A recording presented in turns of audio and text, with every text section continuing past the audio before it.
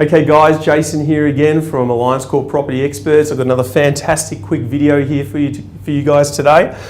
This video is really important, all right? So this is a question from one of our clients. What is the most common concern for people considering buying an investment property today?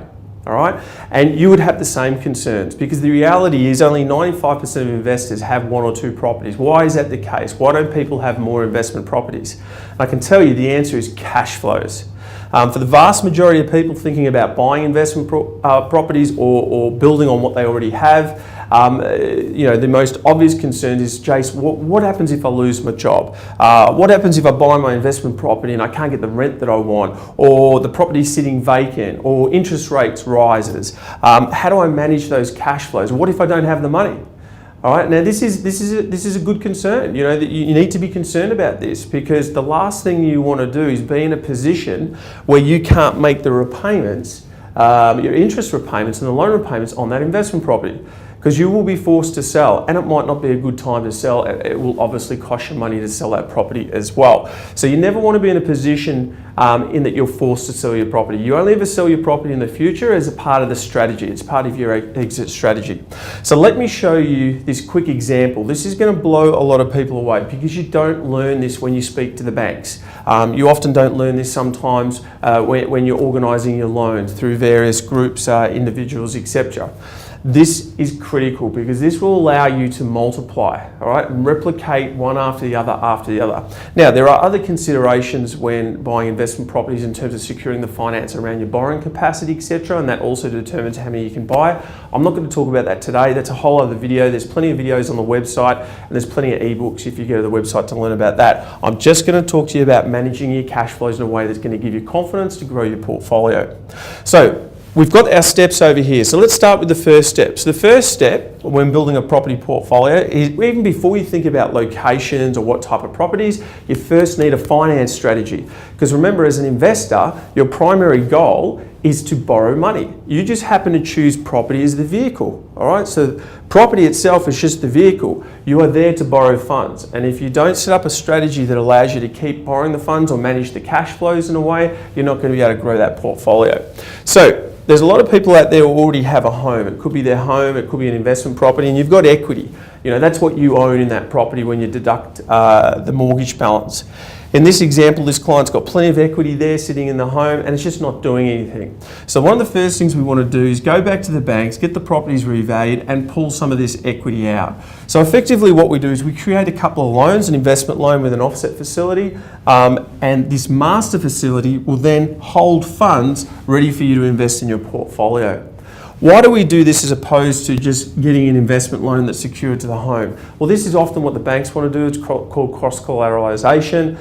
Generally, we don't recommend it. You don't want to link all your properties up to your home, and also it can create some issues around your servicing and lending, and it just gives the banks too much control over your portfolio. It also means that if you link all your investment loans to your home and you don't create this facility, what we also refer to as your buffer, it means you won't have funds left over to cover incidental costs along the way, which I'm going to talk to you about in a minute. Once we set up this master facility, don't think that now all of a sudden you've got more mortgage repayments. Your mortgage is your mortgage. In this example, the client's got a $450,000 mortgage. They just keep paying that and always try to pay down your personal debts. It improves your borrowing capacity and it releases more equity. So that's why I've got this big line down the middle. So this is your mortgage, nothing changes there. Now you've got this master facility, and in this example, we've got $150,000 in it. Because of the way in which we structured the loans, that $150 available funds could just sit there, and as long as you don't pull any funds out, you don't pay any interest on it. So it's like, think of it like a credit card, but on home loan rates. Now the reason why we set it up is that can now be used to cover our deposit monies and stamp duties to buy an investment property. So because we elected not to cross-collateralise or use the home as security for the investment loan over here, it means that when we buy this property, and in this example we're looking at a purchase for around $500,000, we can put in the deposits and stamp duties from our master facility, which means the investment loan that we take out on the property can be secured against the investment property itself. So it's called standalone finance. This investment loan is secured against itself and not the home, so it just gives you a greater level of comfort. Again, knowing that all these investment loans aren't linked to the home. The question is, when you purchase properties, do you go 90, do you go 80? As a general rule, as an investor, you've got to remember that one of the most powerful factors with property investment is leverage, the ability to borrow almost 100% of the value of the property. So as a general rule, we usually do 90% lends, all right? But that's with the view that you plan to keep buying more properties. If you only plan to buy a few investment properties and you had plenty of equity, well, you could do an 80% lend, because you don't actually need to leverage your funds that high, because you've got plenty of funds to make those purchases. But for most clients, they plan to go on and keep purchasing more properties. You'll have some lender's mortgage insurance costs there, but that's all part of investing. 90% lends will allow you to buy more properties in the future. There are some additional considerations now. APRA's brought in some changes there to also restrict the amount of investors out there in the marketplace, making it a little bit harder for investors. But again, with these structures, what that means is if you lend above 80%, you've also got to make principal interest repayments on that property. So typically properties where you do a 90% lend, you might have some negative cash flows there. But as you can see here, this is why we set up this master facility. So this whole strategy is designed so that you don't have to put your own funds in. You just focus on paying your mortgage, and any other savings you have or any other cash you got left over, just keep putting into paying off your personal debts. This strategy over here will just manage itself, all right? So you don't have to think about putting money into your property investment portfolio. So now we've gone along and purchased a property. Now the other consideration too when thinking about your purchase is considering what's called a low cost strategy. So for example, if you don't have a huge amount of equity, all right, or you don't have a huge amount of cash, I wouldn't necessarily suggest, if you're looking at a buy and hold strategy, that you go out and buy something where stamp duties are significant, or you're going to tip in a lot of funds to add value to the property, etc. You don't want to blow all your cash. So in this example, we looked at a low-cost strategy, properties that we could put small deposits in, properties that we could pay lower stamp duties, lower fees on, etc. And in this example, on a $500,000 purchase, we only require $70,000. So the types of properties that allow you to do that, one example, a simple example, we're very popular now.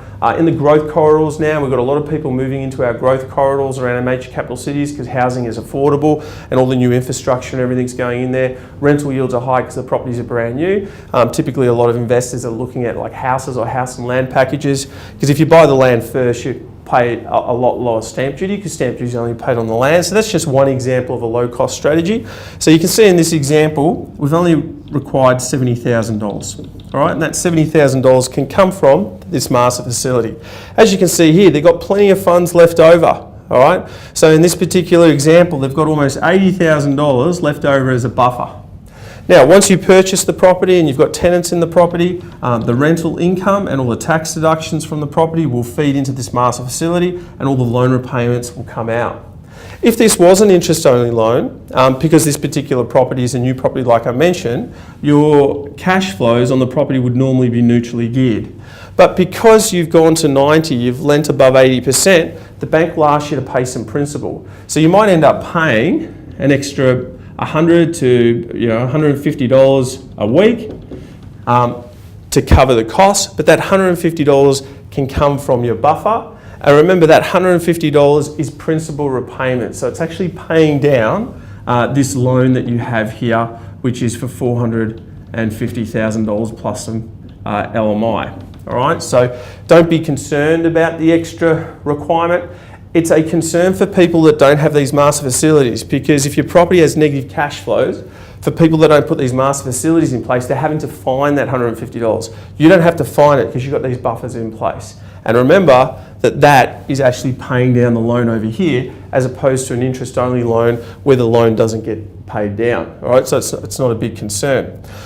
Now, the next thing that needs to be considered is be aware of any negative cash flows. So I've just run through that with you. This particular property has some negative cash flows because the bank's wanting you to pay the principal on a 90% lend.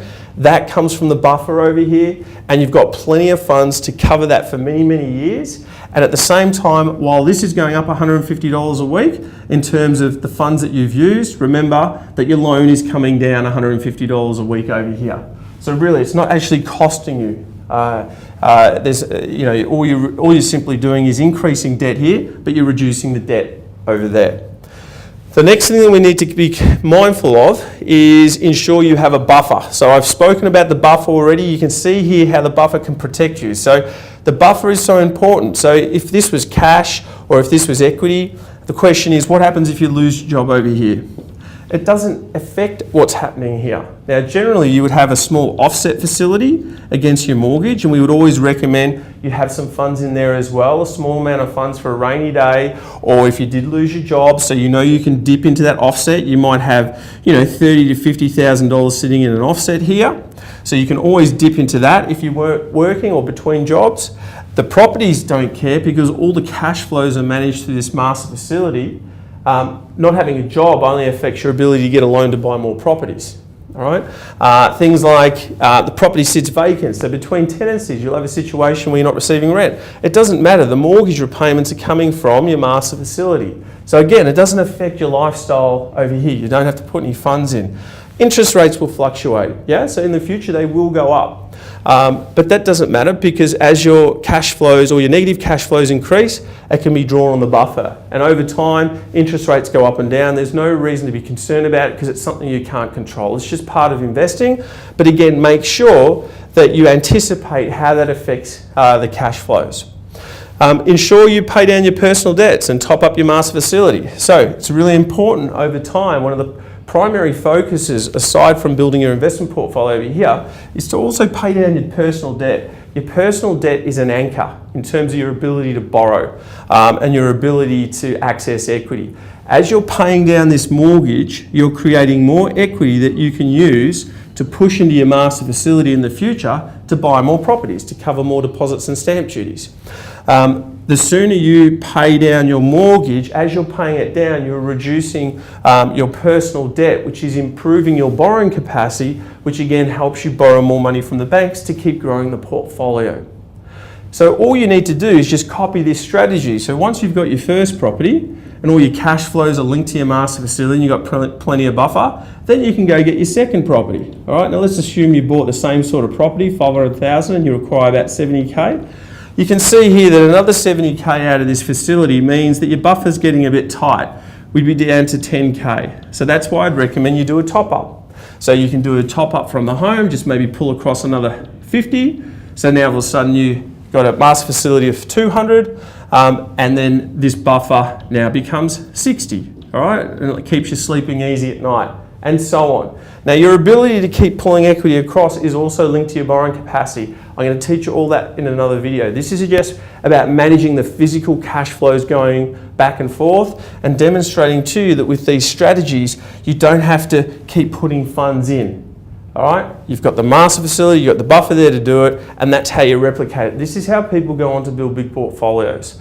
95% of investors only have 1 or 2 properties. It's just not enough to achieve significant financial goals. As a general rule, we recommend aim for at least half a dozen properties over time. As a starting point, what you want to do beyond that is up to you if you want to achieve significant financial goals. You can do it, but you've got to get the right advice, the right education. So I urge you following this video, jump on the website, download some more ebooks. We've got some ebooks there on how the finance works. We've got some more videos, etc. Or simply just come in and have a chat to one of the consultants, one of the property coaches here in the office. I hope this was helpful. Let us know if you've got any more questions. Thank you. Master facility, you got the